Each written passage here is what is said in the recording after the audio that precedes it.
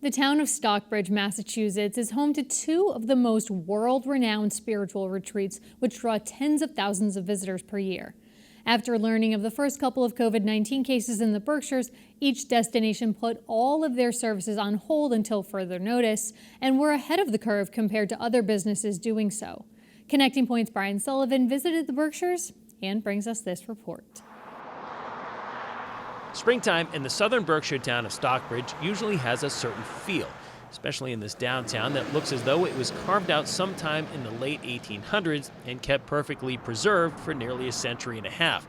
But this is no usual springtime, as evidenced not only by the closed-up landmark storefronts, but by the closure of two of the more world-renowned spiritual retreat centers.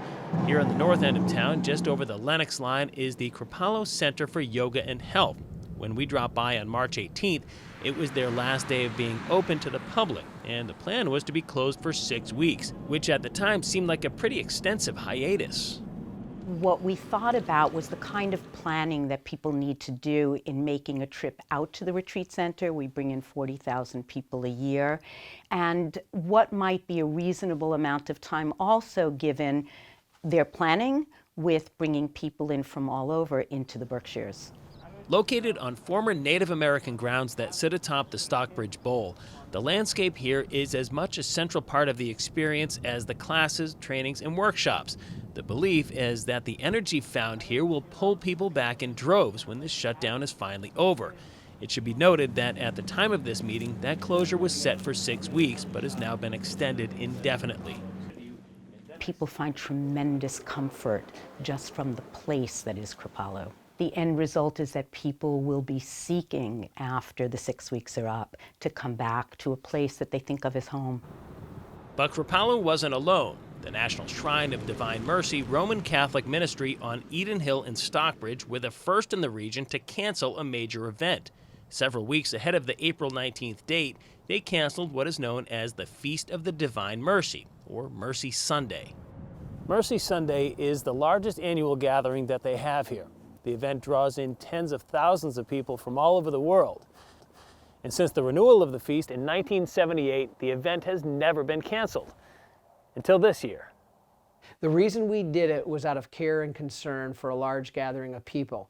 And we had already started learning that the virus affected close contact.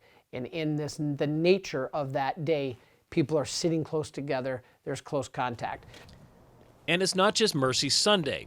All masses, confessions, and holy hours have been put on hold until further notice. However, some of these services are offered online at certain times.